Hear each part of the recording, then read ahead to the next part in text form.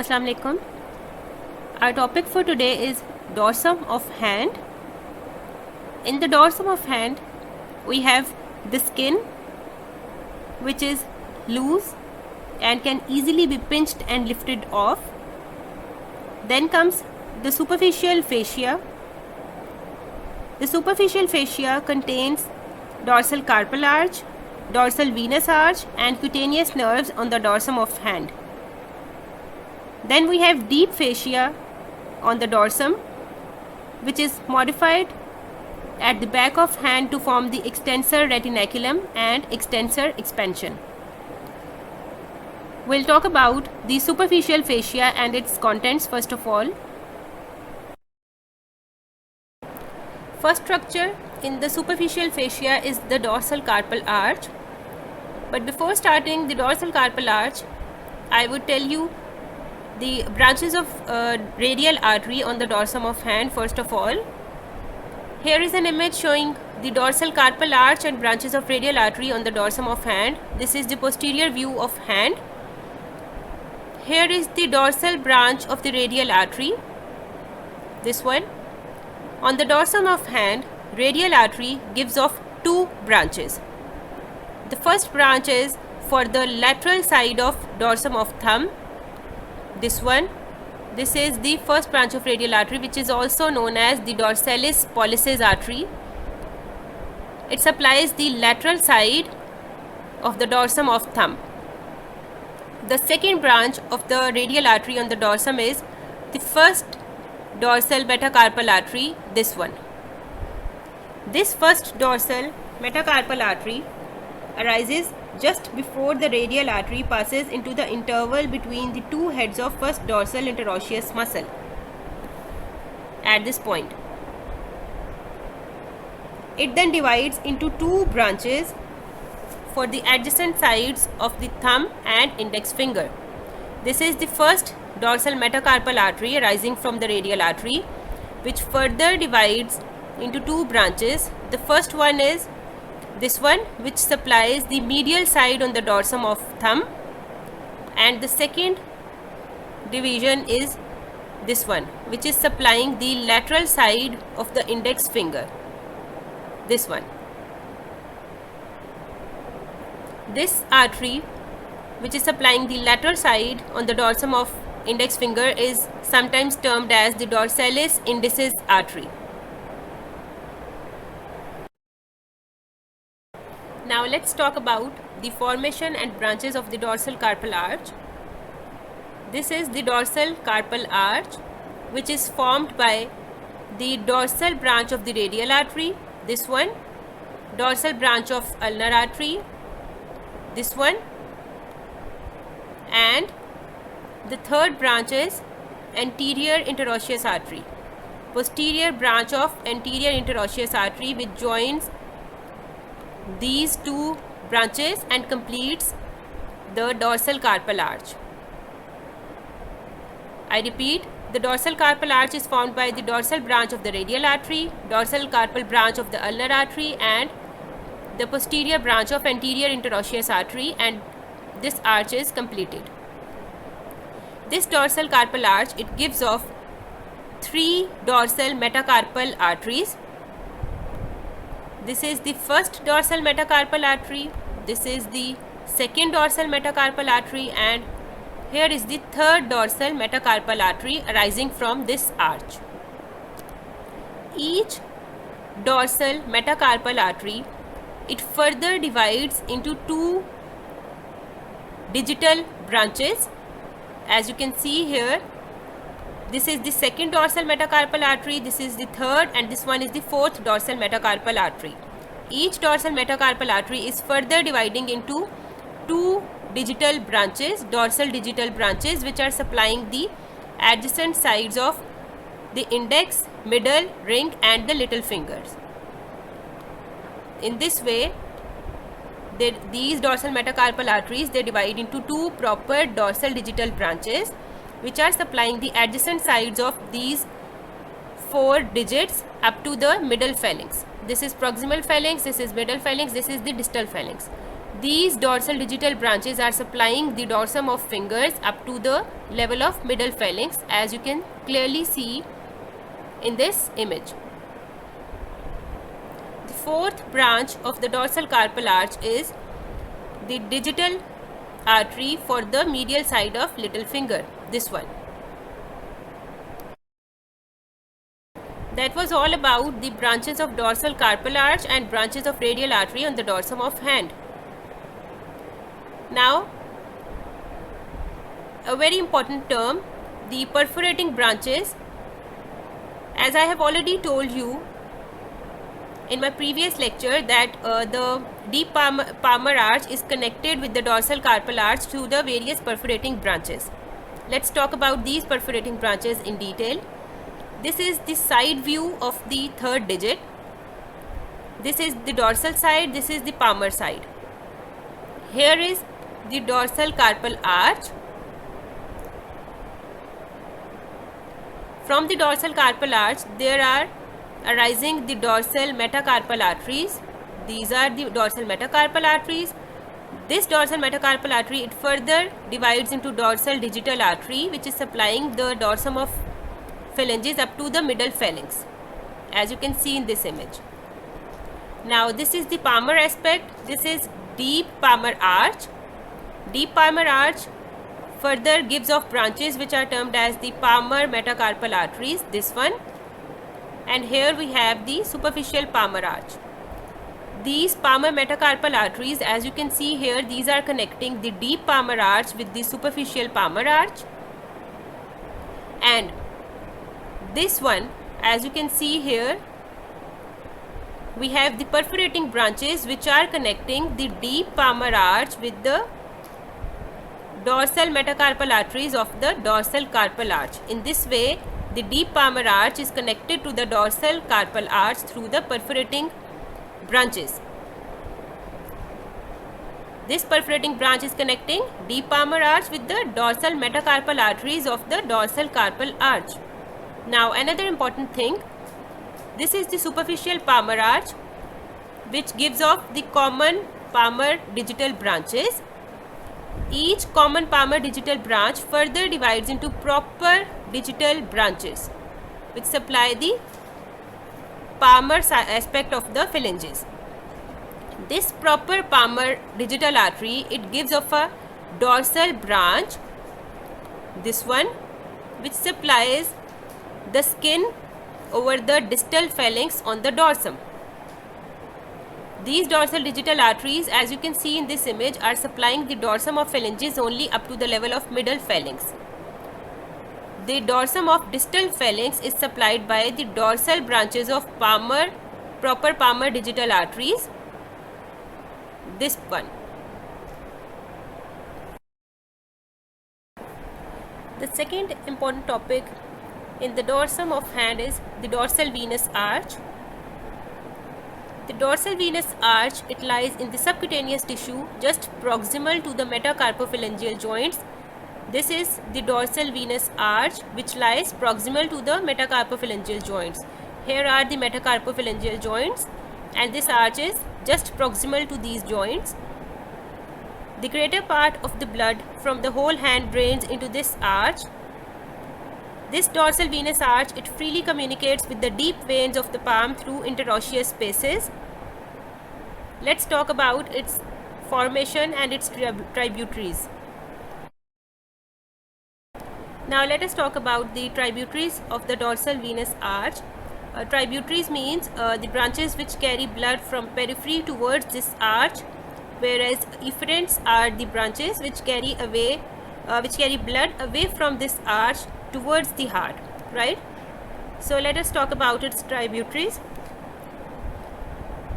Dorsal venous arch receives two dorsal digital veins from the lateral and medial sides of the thumb. These are the two dorsal digital veins from both sides on the dorsum of the thumb. Then it receives a tributary from the lateral side of the index finger. Another dorsal digital vein from the medial side of the little finger, this one. Then it receives dorsal digital veins from the adjacent sides of index, middle, ring and little finger. These are the dorsal digital veins from the adjacent sides of these 4 digits. These dorsal digital veins, they unite to form the 3 dorsal metacarpal veins, as I told you in case of the dorsal carpal arch. These veins have the same course and branches as their corresponding arteries on the dorsum. These dorsal digital veins, they unite to form 3 dorsal metacarpal veins, 1, 2 and 3. These are all the tributaries which unite to form this dorsal venous arch. In addition to that, the dorsal venous arch also receives blood from the palm through various perforating veins and also the veins that pass around the margins of the hand. The efferents of the dorsal venous arch includes the cephalic vein and the basilic vein. As you can see in this image, the cephalic vein, it originates from the lateral side of the dorsal venous network and passes over the anatomical snuff box into the forearm, whereas the basilic vein, it originates from the medial side of the dorsal venous arch and passes into the dorsomedial aspect of the forearm.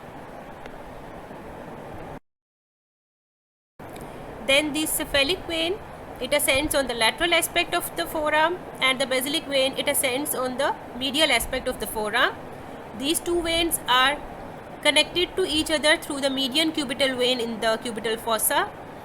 The basilic vein then joins the brachial vein at the lower border of teres major muscle to form the axillary vein, this one, whereas the cephalic vein, it drains into the axillary vein and at the outer border of first rib and forms the subclavian vein, this one. That was all about the dorsal venous arch. Talking about the cutaneous innervation of the hand, 3 cutaneous nerves supplies the skin over the dorsum of the hand. The first one is dorsal branch of the ulnar nerve. Second one is superficial branch of the radial nerve, and the dorsal branches of the proper palmar digital branches of median nerve. Let's talk about the dorsal branch of the ulnar nerve first of all. The dorsal branch of ulnar nerve supplies the medial side on the dorsum of hand. It also gives off branches to the medial 1.5 digits like this, including their distal phalanges and nail beds.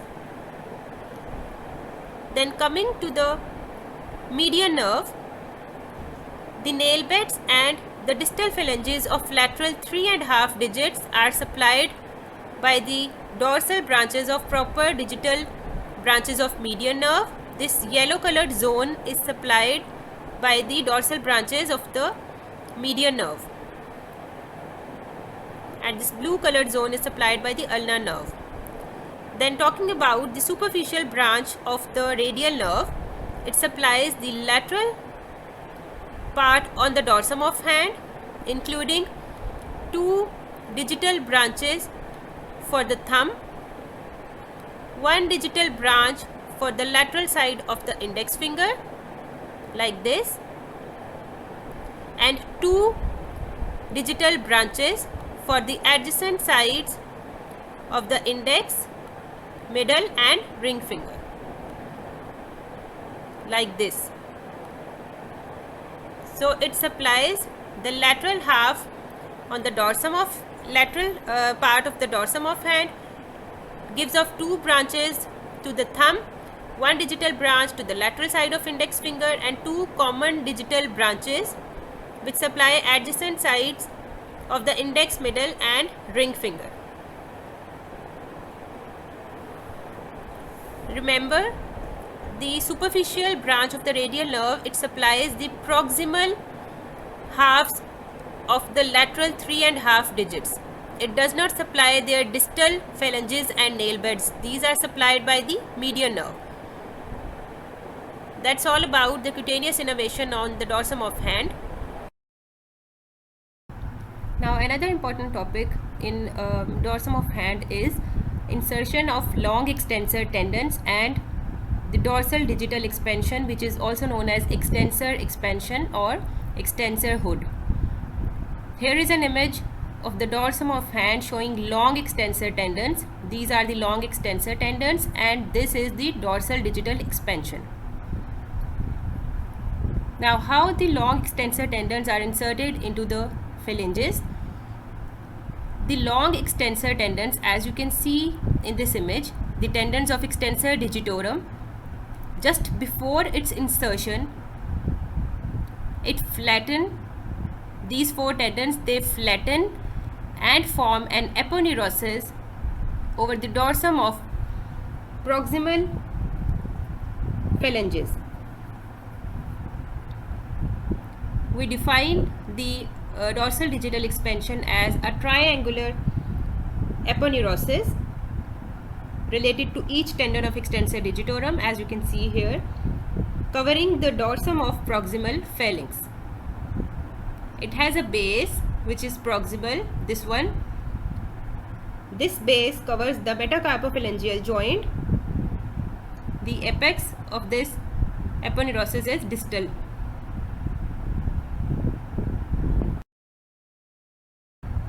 Here is another image of extensor expansion. As you can see here, this aponeurosis or extensor expansion, it wraps around the dorsum and sides of head of metacarpal and proximal phalanx. This extensor expansion, it covers the head of metacarpal, holding the extensor tendon in the middle of the aponeurosis, this one. It is anchored, this aponeurosis is anchored on each side to the palmar ligament, which is the fibrous layer of joint capsule of the metacarpophalangeal joint. In forming the extensor expansion, each extensor digitorum tendon, which occupies the central part of this aponeurosis, it divides into a central band, this one, which is also known as median band, which passes to the base of middle phalanx. This is middle phalanx, it is inserted into the base of middle phalanx. Whereas it also forms two lateral bands. These are the two lateral bands of the extensor digitorum, which pass to the base of distal phalanx, this one, at this point. In addition to that, the tendons of interossei and lumbrical muscles, which are inserted into the posterolateral corner of this aponeurosis. As you can see, these are oblique fibers of interossei and these are the tendons of lumbrical muscles. They join the lateral band of the extensor expansion. This is the lateral band and these tendons of interossei and lumbricals join the lateral band of the extensor expansion. The points of attachment of tendons of interossei and lumbrical muscles into the extensor expansion are often termed as wing tendons. Another important fact is, at the metacarpophalangeal joint and over the dorsum of interphalangeal joints, this extensor expansion, it also forms the dorsal part of fibrous capsule of these joints. Now let us talk about the muscles that are inserted into the dorsal digital expansion. These are the interossei, both palmar and dorsal interossei, and the lumbrical muscles. Along the lateral margin of the expansion receives the insertion of tendons of both lumbrical and interossei muscles. Expansion of medial margin receives tendon of interosseous muscles only. And as I have already told you, the insertion of these lumbrical and interossei muscles are often termed as wing tendons. The proximal wing tendons are formed by the palmar and dorsal interossei muscles, tendons, which join this expansion close to the metacarpophalangeal joint. These are the proximal wings are formed by the interossei, tendons of interossei muscles, whereas the distal wings, these ones, the distal wings which join the expansion close to the proximal interphalangeal joint. These are tendons of lumbrical muscles. Another very important ligament here is the retinacular ligament. This one. This retinacular ligament, as you can see in this image, it extends. It is a delicate fibrous band that runs from the proximal phalanx and fibrous digital sheet at this point and runs obliquely, crossing the middle phalanx and two interphalangeal joints and joins the extensor expansion. The function of this oblique retinacular ligament, or you can say the significance of this retinacular ligament, is that it joins the extensor expansion to the distal phalanx. Here is an image showing the mechanism of action of oblique retinacular ligament. How the oblique retinacular ligament, it controls the movement on both interphalangeal joints, and we cannot move these interphalangeal joints independently. There is simultaneous movement at both these joints. Let's talk about this movement in detail. In the first case, as it is showing, if we flex the distal interphalangeal joint, this movement, it torques the oblique retinacular ligament. When this oblique retinacular ligament, it becomes tensed, it also causes flexion at the proximal interphalangeal joint as well. Both these joints are flexed simultaneously due to this collateral connection between these two joints and the dorsal digital expansion. If you can notice this on your own hand as well. If you try to flex your distal interphalangeal joint, your proximal interphalangeal joint is automatically flexed as well due to this connection, due to this oblique retinacular ligament. In the second case, if you extend your proximal interphalangeal joint, the distal interphalangeal joint is also extended due to this connection. You cannot extend the proximal interphalangeal joint independently. This extension also leads to extension at the distal interphalangeal joint as well. The main function of the extensor digitorum is to extend the proximal phalanges, but through its collateral reinforcements, it secondarily extends the middle and distal phalanges as well. After exerting its traction on the digits or in the presence of resistance to the digital extension, this extensor digitorum may help to extend the hand at wrist joint as well.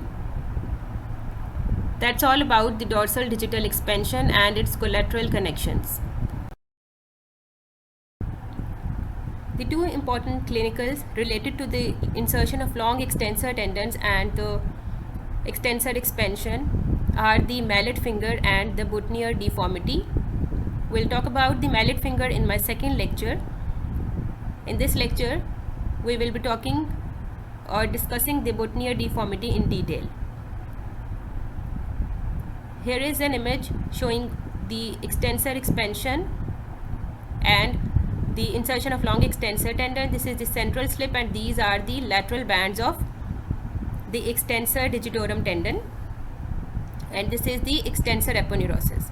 Now what happened in this case is there is avulsion of the central slip of the extensor tendon just proximal to its insertion into the base of middle phalanx. As you can see here, this is the middle phalanx, and just proximal to its insertion into it, it becomes torn. This deformity results from flexion at the proximal interphalangeal joint and hyperextension of the distal interphalangeal joint. This could be the result of direct end-on trauma to the finger, direct trauma over the back of proximal interphalangeal joint, or laceration of the dorsum of finger. All these conditions can lead to this to the injury of central slip and this deformity. Now the result of such kind of injury is that there is flexion at the proximal interphalangeal joint the middle finger cannot be extended or straightened at the proximal interphalangeal joint, and there is hyperextension at the distal interphalangeal joint.